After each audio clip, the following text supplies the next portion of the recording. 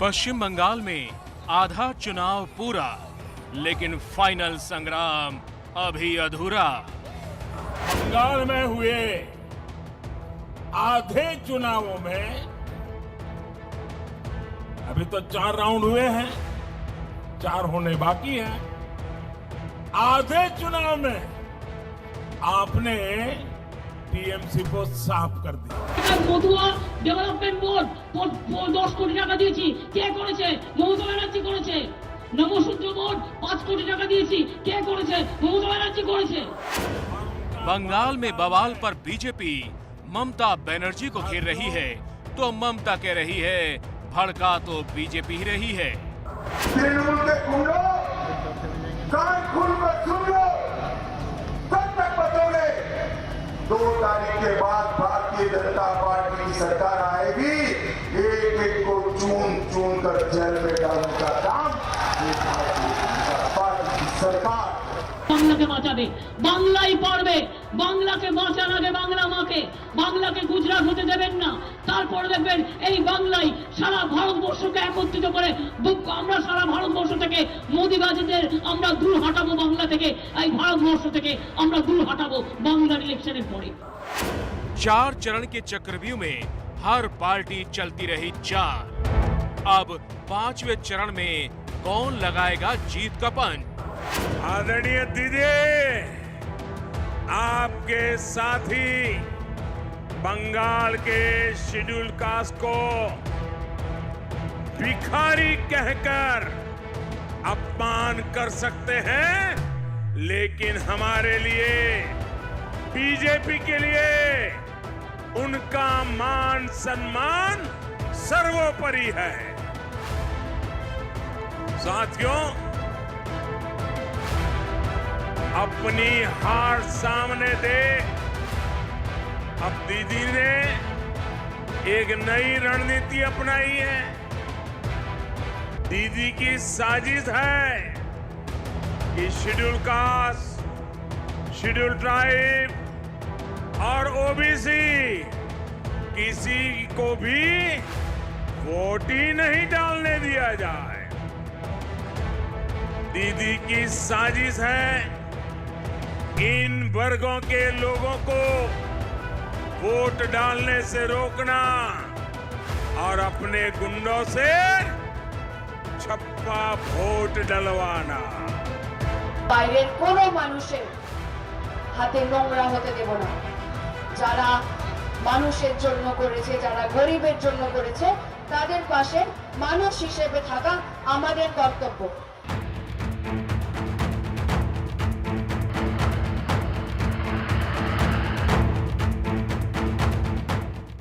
बंगाल का यही मूड जानने के लिए कौन बनेगा मुख्यमंत्री का काफिला आज दार्जिलिंग विधानसभा क्षेत्र में है। दार्जिलिंग में 5वें चरण में 17 मई को वोटिंग होगी। पहाड़ों की गोद में बसा दार्जिलिंग बंगाल की सुंदर पहचान है।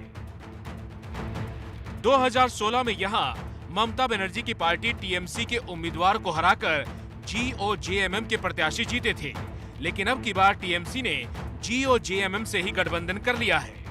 हालांकि गौर करने वाली बात यह है कि 2019 के लोकसभा चुनाव में यहां बीजेपी को बढ़त मिली थी, लेकिन अब की बार दार्जिलिंग की जनता किसको जिताएगी?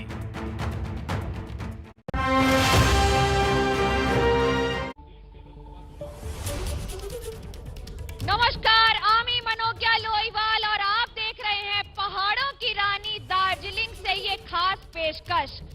मौसम ठंडा है, मिजाज गरम, हवा तेज है, राजनीति धीरे, लेकिन ये खासियत है दार्जिलिंग की। आपको बता दें, हम हैं इस समय माइल इलाके में, जहां पर एक और आपको नेपाल, भारत और न जाने वो कितनी सारी तस्वीरें दिख जाएंगी। और वहां चुनाव आयोग की ओर से चल रहा एक कैंपेन जो कह रहा है इस बार वोट दीजिए, अपने वोट का इस्तेमाल कीजिए।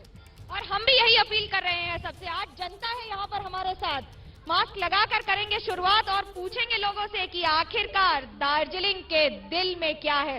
स्वागत है आप सभी का आज इस मैदान में, में यानी माल इलाके में। और इसके साथ साथ हमारे साथ आज मंच पर है जीजेएम-1 से रोशन गिरी साहब। रोशन जी, स्वागत है आपका। संदीप लिंबू साहब हैं जीएनएलएफ से। थोड़ी देर में हमारे साथ बीजेपी के उम्मीदवार भी आके जुड़ेंगे। और खवास साहब हैं आज तृणमूल कांग्रेस से। शुरुआत करते हैं रोशन गिरी से ही। कई साल सत्ता में रहे, सत्ता देखी, जीटीए देखा, सब कुछ देखा। अब क्या देखना बाकी रह गया है दार्जिलिंग को, जो आपको दोबारा सत्ता में लेकर आए? नहीं, यहाँ का समस्या जो है उसका लिए हम लोग काम करेंगे और परमानेंट पॉलिटिकल सॉल्यूशन का लिए आगे बढ़ेंगे। बीजेपी ने तो कुछ नहीं किया। हम लोग ने बीजेपी का साथ 2007 से 2020 तक दिया, लेकिन बीजेपी ने कुछ नहीं किया। मोदी जी आके कावा खाली में बोला कि ममता जी ने 10 बरस में कुछ नहीं किया। हम लोग तो 12 बरस बीजेपी को दिया, लेकिन बीजेपी ने कुछ नहीं किया। अभी ममता को क्यों दे दिया इतना भरोसा? क्योंकि सारे मुकदमे हटा दिए गए इसलिए? नहीं, मुकदमा वाला बात नहीं है। ममता जी को इसलिए साथ दे रहा हूं कि ममता जी परमानेंट पॉलिटिकल सॉल्यूशन का लिए काम करेंगे। बीजेपी ने तो झूठ का राजनीति किया, बीजेपी ने कुछ नहीं किया। 12 साल लग गए ये समझने में कि बीजेपी झूठ बोल रही है और अब सच बोल रही है टीएमसी। देखिए, झूठ तो रोशन जी बोल रहे हैं।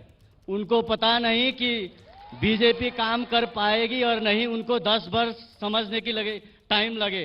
लेकिन रोशन जी का मेरा एक क्वेश्चन है, अगर पीपीएस हो, चाहे 11 कम्युनिटीज को एसटी का दर्जा देना हो, तो सिर्फ बीजेपी एक विकल्प है।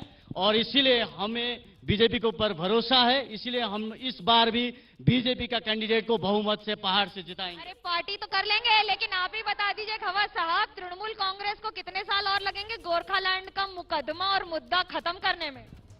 अभी देखिए, ये बात अभी गोरखालैंड का नहीं है। अभी पहाड़ समझ गया है कि व्यवहारिक पॉलिटिक्स हमको करना पड़ेगा। आपको, आपकी पुलिस को फायरिंग क्यों करनी पड़ी थी? यहाँ के लोगों की जान गई है गोरखालैंड मूवमेंट में। देखिए, बीजेपी ने, पहाड़ ने बीजेपी को 12 साल समय दिया, लेकिन अभी तक क्या किया? आपने डिवाइड एंड रूल किया, वो ठीक है। आपको पता है कितने बोर्ड बनाए आपने उत्तर बंगाल में? डिवाइड एंड रूल कैसे किया? Can anybody give the evidence? आप हमको बताइए कि हम गलत हैं, साफ प्रूव करिए। हम लोग ने डिवाइड एंड रूल कुछ ही नहीं किया है। Nobody can give any perfect evidence for that. लिंबू साहब, आप इस बात से सहमत हैं? कितने बोर्ड बना दिए, क्या लोगों का भला हो गया? देखिए, पहले तो 2017 में जब गोरखालैंड का आंदोलन हुआ, तब टीएमसी का प्रशासन ने हमारा 13 पीपल को शूट करके दिन दहाड़े मार दिया है। और देखो, दीदी ने डिवाइड एंड रूल का पॉलिसी अपनाया। दीदी ने जीजे1 और 2 बना दिया, ये डिवाइड एंड रूल है। और दीदी ने 16 डिफरेंट बोर्ड बना दिया, ये डिवाइड एंड रूल है।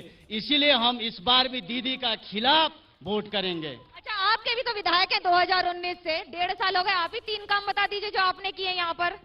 देखिए, देश में कोविड का मामला चल रहा है, पता है ना सबको कि 8 महीने तक कोविड का लॉकडाउन हुआ।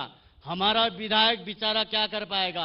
कोविड का पूरा लॉकडाउन ने उसका टेन्यूर खत्म कर दिया, और ऊपर से दीदी ने उसको एक पैसा भी नहीं दिया। ये दीदी का, ये आप पैसे की बात कर रहे हैं कि राज्य सरकार नहीं दे रही है। दीदी तो कहती है मोदी जी पैसे नहीं भेजते हैं बंगाल को। हमारा विधायक जो हमने मैंडेट दे के भेजा था विधानसभा में, उसको तो नहीं दिया ना दीदी को, दीदी ने। तो मोदी जी ने तो पैसा भेजा है, पीएमजीवाई में पैसा भेजा है, बीएडीपी में भेजा है, आरडीएफ में भेजा है, मनरेगा में भेजा है, और पीएमओए में पैसा भेजा है। बाकी क्या चाहिए? इलेक्शन बॉन्ड चाहिए क्या दीदी को? दीदी को इलेक्शन फंड चाहिए। रोशन जी भूल जाते हैं, जब चुनाव आते हैं तो वापस मैदान में आ जाते हैं कि हम भी हैं। नहीं, देखिए, पहला तो इनका ये मैं बात साफ करना चाहता हूं कि जो 11 जात गोष्ठी ट्राइबल स्टेटस का बात किया था, अभी जो ये रिसेंट 18 मार्च का आरटीआई है, जिसमें कहा गया है कि 11 जात गोष्ठी जो मोडालिटीज है उसको पूरा ही नहीं करेगा ट्राइबल स्टेटस का लिए। ट्राइबल मिनिस्ट्री का है ये मैंने नहीं कहा है। अच्छा, आप 15 साल से जीटीए में है, इतने सालों से आपने क्या किया? वही 3 काम बता दीजिए ना जनता को थोड़ा सा। नहीं, देखिए, हम लोग ने जब जीटीए में था, 15 साल से नहीं, हम लोग 4.5 बरस था। हम लोग ने पेदुंग कॉलेज बनाया, बिजनबारी डिग्री कॉलेज बनाया, गोरुबथान कॉलेज बनाया, 25 तो मॉडल स्कूल बनाया, बहुत सारे रास्ते बनाए। ये वाटर माफिया क्या है, पानी माफिया क्या है? पानी के लिए आज भी जनता तरस रही है दार्जिलिंग की। पानी का देखिए, पानी का जो समस्या है वो हमारा जो पीटी वाला चेयरमैन था उस टाइम उन्होंने पानी का प्रोजेक्ट किया था। अभी डिस्ट्रीब्यूशन लाइन का अभी लाइन ठीक हो रहा है। तो पता है कितने में पानी खरीदना पड़ता है दार्जिलिंग की जनता को? वो तो सही बात है, लेकिन सरकार ने कुछ नहीं किया है। सरकार ने कुछ, कौन सी सरकार? आप ही बता दीजिए, केंद्र की राज्य, आप तो दोनों के साथ रहे हैं। नहीं देखिए, इसका लिए तो केंद्र सरकार भी दायी है और राज्य सरकार भी दायी है। दोनों दायी हैं, जिम्मेदारी अब दोनों की हो गई। आप भी जिम्मेदार हैं यहाँ पर। देखिए, जिम्मेदारी तो जिस पार्टी का सत्ता रहा 2007 से 2021 तक 14 बरस लगा, कुछ भी काम नहीं किया। ये लोग पूरा का पूरा घोटालाबाज किया, कट मनी के लिए ये लोग ने काम किया और ये लोग काम कर नहीं पाए और इनका कैपेसिटी ही नहीं था काम करने के लिए। अभी अपना गलती छुपाने। आपकी गलती सिर्फ कोविड, आप नहीं काम कर पाए क्योंकि कोविड था, बाकी सब काम नहीं कर पाए। टीएमसी ने क्या किया यहाँ पर? टीएमसी ने अभी देखिए, टीएमसी ने अभी 1956 से जो सेपरेट यूनिवर्सिटी का आवाज था अभी वो पास हो गया, दार्जिलिंग हिल यूनिवर्सिटी।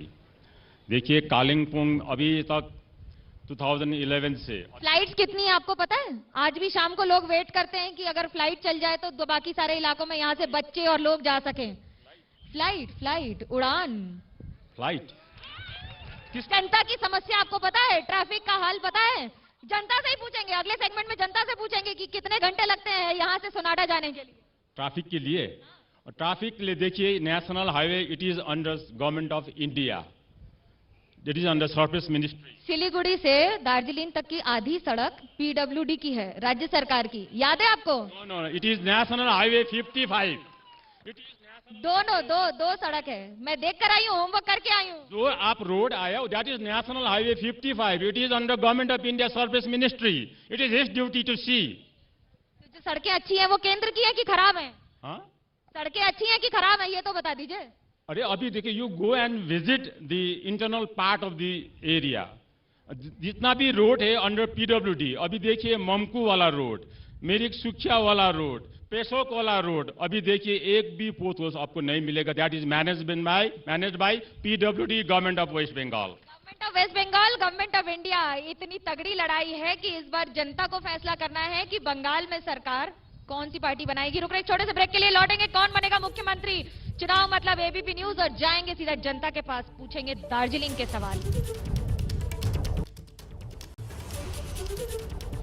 स्वागत है आपका कौन बनेगा मुख्यमंत्री में दार्जिलिंग की वादियों से, जहां पर इस समय है राजनीति की गर्मी, चलते हैं सवालों की झड़ी। क्या है सवाल आपका? जो अभी आपने पूछा कि पानी का समस्या दार्जिलिंग में है कि नहीं, अभी दार्जिलिंग के लिए ये सवाल I think it is not good.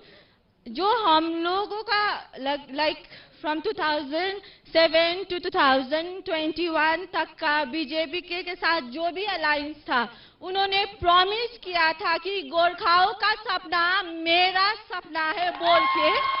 अब हमें ये बताइए कि वो सपना कब पूरा होगा? सपना लोगों से पूछते हैं, सवाल क्या है? सवाल first of all I would like welcome ABP news in Darjeeling. और मेरा प्रश्न जो है हमारे विधायक जी से है और बीजेपी जेएनएलएफ अलायंस से भी है। तो विधायक जी ने कहा था अगर 2021 से पहले परमानेंटिंग पॉलिटिकल सॉल्यूशन नहीं होता है तो मैं रिजाइन दूंगा। ये अभी विधायक भी है और पीपी बेस भी नहीं हुआ है। इस सवाल का जवाब लेंगे सीधा ब्रेक के बाद। रुक रहे छोटे से ब्रेक के लिए, चलिए चलते हैं, एक बार पूछ ही लेते हैं। बता दीजिए आप ही सर, इतने वादे किए, इतने दावे किए, स्वागत है आपका शो पर, कैसे कहेंगे और क्या जवाब देंगे? गोरखालैंड का सपना सपना ही दिखा दिया? देखिए, जो मेरा भाई है देवेंद्र घतानी, वो सीपीएम का कैडर है, उनका ये पूछना स्वाभाविक है। और मैंने कभी नहीं कहा था कि हम रिजाइन करेंगे। हमने कहा था कि परमानेंट पॉलिटिकल सॉल्यूशन के लिए अगर ठोस कदम नहीं होगा तब हम रिजाइन करेंगे। यहाँ पे ठोस कदम हो चुका है, डायलॉग ओपन हो चुका है। बीजेपी ने अपना घोषणा पत्र में दे दिया है कि हमारा परमानेंट पॉलिटिकल सॉल्यूशन होगा, 11 जात गोष्ठी का मान्यता होगा। और देखिए देवेंद्र घटानी का एटीट्यूड, देखिए गुंडाइज्म का एटीट्यूड, वो भड़का रहा है, उस्का रहा है जनता को। Act reasonably, sit down, sit down. राजनीति बंगाल की, जहां पर एक और दार्जिलिंग की वादियां होंगी, लेकिन चलेंगे एक बार छोटे से ब्रेक के बाद और आपको बताएंगे कि क्या है दार्जिलिंग के बाकी के सवाल। देखते रहिए एबीपी न्यूज, आपको रखे आगे। ऐसा नाम जिसे सुनते ही आपकी नजरों में तस्वीरें आ जाएंगी वादियों की, खूबसूरत पहाड़ों की और टॉय ट्रेन की। आज ये काफिला, यानी कि कौन बनेगा मुख्यमंत्री का काफिला पहुंचा है उत्तर बंगाल और शुरुआत की है पहाड़ों की रानी दार्जिलिंग से। लेकिन दार्जिलिंग का दिल किसके लिए धड़क रहा है, क्या सोच रहे हैं, क्या है यहाँ की समस्याएं और क्या जानना चाहते हैं उन पार्टियों से लोग जो आज वोट मांग रहे हैं और हो सकता है भूल भी जाएं उसके बाद। देखिए मेरी एक खास रिपोर्ट। 17 अप्रैल को पश्चिम बंगाल में 5वें चरण का चुनाव है और 5वें चरण में पश्चिम बंगाल की 45 सीटों पर मतदान होना है और इसमें दार्जिलिंग भी शामिल है। एबीपी न्यूज संवाददाता मनोज्ञा लोईवाल जब दार्जिलिंग पहुंची तो सबसे पहले हमारी मुलाकात उन लोगों से हुई जो अपने संगीत और शब्दों के जरिए न सिर्फ दार्जिलिंग को महसूस करा रहे थे बल्कि दार्जिलिंग क्या चाहता है ये भी बता रहे थे। मजा है रे लईमा, रमाइलो उकाली ओराली, ये हवाएं गुनगुनाए, पूछ तू है कहाँ, तू है फूलों में कलियों में या मेरे ख्वाबों की गलियों में। जो समस्या है मतलब वो सभी अनएम्प्लॉयमेंट है, अभी जो म्यूजिक का भी जो है हमारे लिए, हमारे म्यूजिशियन के लिए, हम दार्जिलिंग का जितना भी अनएम्प्लॉयड यूथ है उसके लिए भी अच्छा हो, इसीलिए हम इस वक्त वोट डालेंगे। मुद्दे तो बहुत सारे हैं लेकिन जो हमारा जो म्यूजिक का जो अभी थोड़ा कम है। दार्जिलिंग चाय बागानों के लिए जाना जाता है। दार्जिलिंग में 87 चाय बागान हैं, जहां करीब 85 लाख किलो चाय का उत्पादन होता है। चाय उत्पादन से यहां 70,000 लोगों को रोजगार मिलता है। लेकिन मुश्किल ये है कि चाय बागान में काम करने वाले मजदूरों को बहुत कम मजदूरी मिलती है। श्रम कानून में तय की गई न्यूनतम मजदूरी से भी बहुत कम। दार्जिलिंग देश का मशहूर हिल स्टेशन है लेकिन इस शहर की भी अपनी समस्याएं हैं। शायद सुनकर आपको हैरानी होगी लेकिन दार्जिलिंग में ट्रैफिक एक बड़ी समस्या है। सकरी सड़कों की वजह से कई बार लोगों को घंटों ट्रैफिक में फंसे रहना पड़ता है। जैसा कि हमारी टीम जब यहाँ रिपोर्टिंग कर रही थी उस वक्त भी जाम की तस्वीरें कैमरे में कैद हुई। पहाड़ों पर सड़कें छोटी होती हैं और ट्रैफिक कई गुना ज्यादा लंबा। घंटों लोगों को गाड़ी में अपनी बैठे रहना पड़ता है अपने नंबर का इंतजार करते हुए कि कब रास्ता खुलेगा। दार्जिलिंग की ये समस्या कभी भी खत्म होने का नाम नहीं ले रही। अगर कुछ बढ़ रही है तो आबादी और यहाँ आने वाले पर्यटकों की संख्या। एक और दार्जिलिंग की टॉय ट्रेन जहाँ उसकी पहचान है तो वहीं दार्जिलिंग में ट्रैफिक उसकी सबसे बड़ी परेशानी है।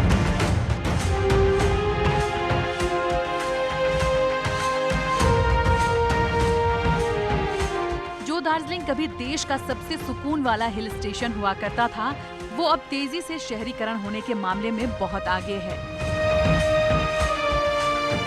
कभी कभी रहना पड़ता है, कभी तो नहीं रहना पड़ता है, होता है प्रॉब्लम। तो अभी इलेक्शन का टाइम है ना तो इसलिए थोड़ा बहुत प्रॉब्लम होता है। ट्रैफिक जाम होने के कारण कई बार बच्चे को स्कूल लेट हो जाता है, वही है प्रॉब्लम। तो सबसे ज्यादा परेशान करने वाली बात ये है कि देश के जिस हिस्से में सबसे ज्यादा बारिश होती है वो दार्जिलिंग पिछले 3 दशकों से पानी के संकट से जूझ रहा है। शिकायत राजनेताओं के उन वादों से भी है जो चुनाव के वक्त जनता से तो किए जाते हैं लेकिन कभी पूरे नहीं होते।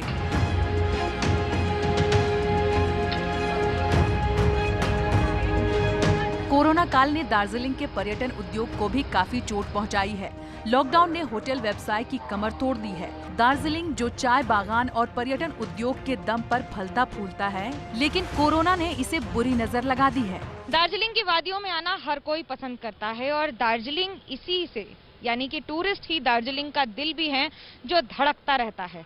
लेकिन हमारे साथ बात करने के लिए हैं प्रदीप लामा, जो बताएंगे कि आखिरकार होटल एसोसिएशंस और जो बाकी ट्रैवल एजेंट एसोसिएशंस है उनकी इस समय क्या स्थिति है, क्या है इस समय कोविड की वजह से असर और राजनीति की वजह से असर। नहीं, कोविड की वजह से तो हम लोग एकदम जीरो में पहुंच गए हैं और गवर्नमेंट से अभी कोई बेल आउट का कोई एक तो पैकेज भी नहीं आया, इसीलिए हम लोग का तो बहुत मुश्किल हो रहा है अभी। और होटल्स में देखिए एकदम ऑक्यूपेंसी कम, और जो यहाँ का वो पानी का क्राइसिस है वो तो 365 दिन ही चलता है, और ट्रक से पानी खरीद के लेके आना पड़ता है होटल्स के लिए। और बहुत सा ऐसे गेस्ट आते हैं कि जब वो लोग देखेगा कि मतलब ट्रक से अगर पानी अनलोड हो रहा है तो वो लोग वहाँ ठहरने के लिए थोड़ा हिचकिचा भी जाता है, इसीलिए यहाँ का वाटर क्राइसिस तो सबसे ज़्यादा है। और दार्जिलिंग की खूबसूरती को शब्दों में बयां करना बड़ा मुश्किल है, लेकिन हम जानेंगे आखिरकार दार्जिलिंग में राजनीतिक मुद्दे क्या हैं, क्योंकि हर बार हर दल ने वादे और दावे किए हैं, लेकिन फिर वही ढाक के 3 पात, दार्जिलिंग उसी हाथ। रुक रहे छोटे से ब्रेक के लिए, लौटेंगे और बताएंगे आपको कौन बनेगा मुख्यमंत्री में कि आखिरकार दार्जिलिंग के दिल में क्या है। देखते रहिए एबीपी न्यूज, आपको रखे आगे। दार्जिलिंग की जनता करेगी सवाल नेताओं से कि आखिरकार क्या होगा दार्जिलिंग में आने वाले दिनों में। सवाल क्या? मेरा सवाल सीधा रोशन जी से है। रोशन जी, आप लोग जिसको मुख्यमंत्री बनाने के फिर चाह रहे हैं, तो 2017 में जब 105 डेज का स्ट्राइक चल रहा था, उस टाइम 13 लोगों को हत्या किया था और जितना भी इनोसेंट लोगों का गाड़ी भर भर कर जेल भेज रहे थे। तो रोशन जी, आप लोग सीधा पूछते हैं रोशन जी से ही, वापस मुख्यमंत्री के लिए कवायद कर रहे हैं, जनता पूछ रही है। देखिए, हम लोग बीजेपी का साथ था उस टाइम, तो बीजेपी क्या कर रहा था? बीजेपी का एमपी आया यहाँ पर, बीजेपी का मिनिस्टर लोग आया, बीजेपी ने कुछ बोला? बीजेपी ने कुछ किया ही नहीं। तो इसीलिए हम लोग अभी मिस ममता बनर्जी का साथ हुआ है, उनको मुख्यमंत्री बना के हमारा परमानेंट पॉलिटिकल सॉल्यूशन चाहता है। 10 साल नहीं हुआ, अब हो जाएगा। जिम्बा साहब, आपको लगता है इस बात में कितनी सच्चाई है? देखिए, ये कहना है कि 100 चूहे खा के बिल्ली चले हज को, तो ममता बनर्जी का सपना जो है पहाड़ को बिगाड़ने का सपना है, बनाने का सपना नहीं है। और ममता बनर्जी जा रहा है, ये मान के चलिए, ये जान के चलिए कि ममता बनर्जी का नाव डूब रहा है, और डूबते हुए नाव में रोशन गिरी जैसा इतना धुरंधर पॉलिटिशियन कैसे ऐसा डिसीजन लिया, आज तक हमको समझ में नहीं आया। एक बात कहना चाहता हूं, अगर रोशन गिरी को जिताना है, अगर बिमल गुरुंग को जिताना है, अगर अनित थापा और विनय तामांग को जिताना है, तो टीएमसी को हराना पड़ेगा। टीएमसी को हराना पड़ेगा? क्या कह रहे हैं आप? टीएमसी को हराने के लिए पूरी जनता तैयार है? अभी देखिए, बीजेपी का 12 साल हुआ, तो 12 साल में दार्जिलिंग को क्या दिया बीजेपी ने? हमारा एक गोरखा रिकॉर्ड ऑफिस था, वो भी चला गया।